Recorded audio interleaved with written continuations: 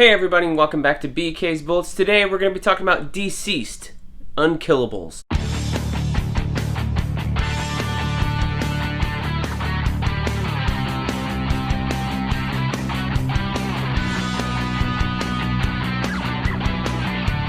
Hey everybody, and welcome back to BK's Bullets. As always, I'm your host, Brent, and today we're going to be reviewing DCeased, Unkillables. This is the hardcover. I think this is the only edition that's been out so far. But we're going to talk about it. It's by Tom Taylor and Karl Mostert, and it's a wonderful, wonderful book, and I definitely think you should read it if you are a fan of the DCeased story. That is this one. There's also another cover, I think, with Batman on the back, with this cover. This is out in trade paperback. I think I've seen a trade paperback of this. This is a hardcover that I got last year during the quarantine, but we're going to talk about Unkillables. So, before I do that, let me ask you to please subscribe. Helps me out, helps the channel grow, lets you know when I drop new videos, all that great stuff. Now, Unkillables takes place at the same time as the regular DCeased comic. So, if you haven't read DCeased, which is, this is based off of, I recommend reading that first, and then coming over here to Unkillables. This kind of finds us, it takes place all throughout the first run of DCeased, I guess you would say. Like, there's 7 issues in the DCeased trade paperback, hardcover, collection, whatever you want to call it. And there's only 3 issues in here, but they're all double-sized. So you do get a little bit more bang for your buck, and it does warrant a hardcover. If they're not double-sized, I want to say they're at least 32 pages or something of comics. So each time, so there's at least probably 90 pages or so in here, even though it's only 3 issues. And you're not going to notice because it's such a wonderful tale and a wonderful story and wonderful art that you're going to have fun reading it regardless. Now, on the cover, we have a bunch of villains.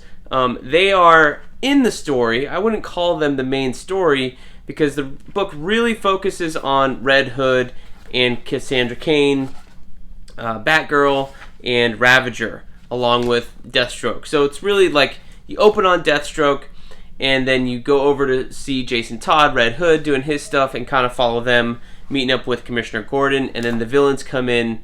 Not the back half, but in the middle of the story. They're kind of they're running parallel, and the connection there is Ravager, Rose, and her dad, Deathstroke, and how they relate to Jason Todd, and it's like it's the tale of 2 groups having to come together because of unfortunate circumstances, and basically they're forced together because the villains group has Lady Shiva in it, who, if you didn't know, was Batgirl, Cassandra Cain's mom.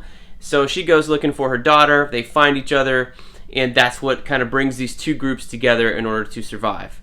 So, it's fun. So if you haven't read DCeased, the basic premise of it is the anti-life equation is here on Earth, it's infected everybody, and it infected people through bites, scratches, blood, the typical way a zombie thing. The other twist is, and I thought this was the best part of DCeased, is that it was, transmitted through screens. So if you're watching this on your TV, on your phone, or, a computer screen, when the anti-life virus hit and it went from screen to screen to screen, everybody looking at a screen at that moment was then infected with anti-life and then became what we later call them as the unliving.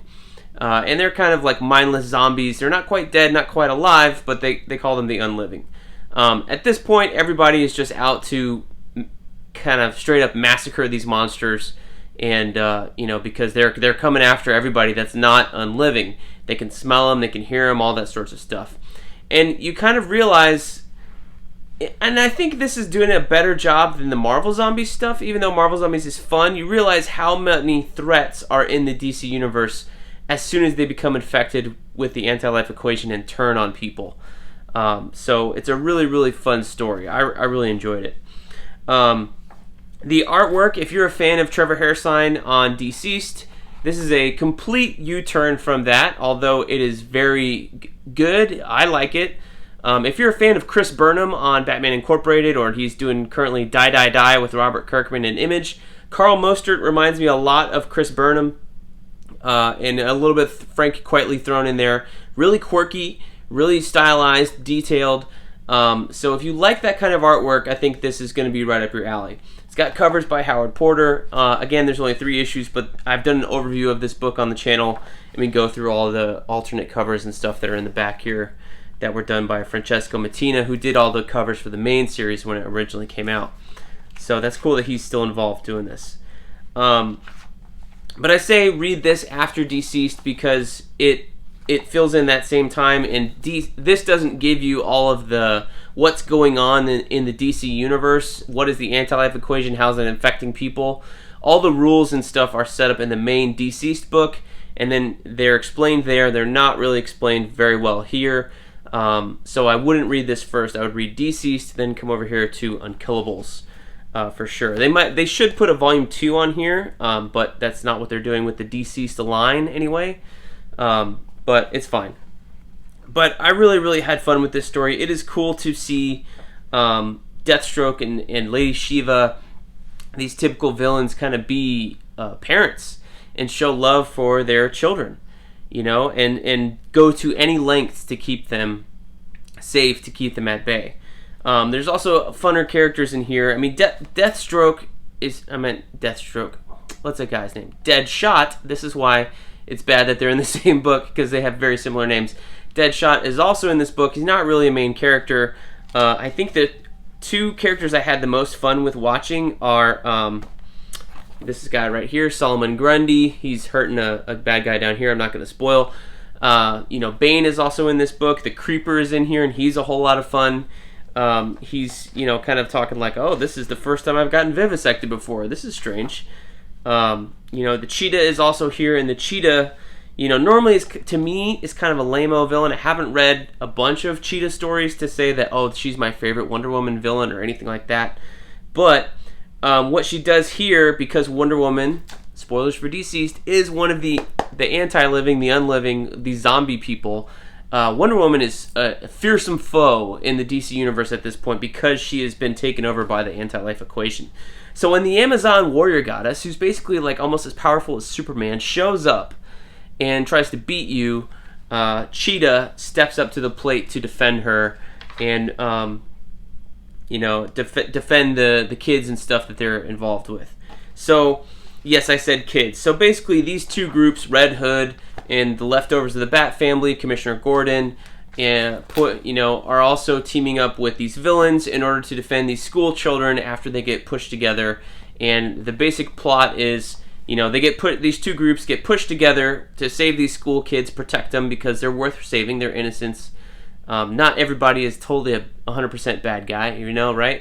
And then things go awry, and then they have to find a safe place for them. And then there's a quest to go to where Poison Ivy is holed up in the center of Gotham City, because she has a sanctuary protected by plants and stuff like that. So that is the main thrust of the 3 issues. And it moves pretty quick. You know, I was really surprised how quickly it moved, being my second time reading this. I was reading it digitally when it came out, but man, this moved really fast. And it is fun, and just like the regular DCeased book, it is very gory, and I wholeheartedly recommend this. Wholeheartedly. It is so much fun. The art is beautiful. It's gorgeous.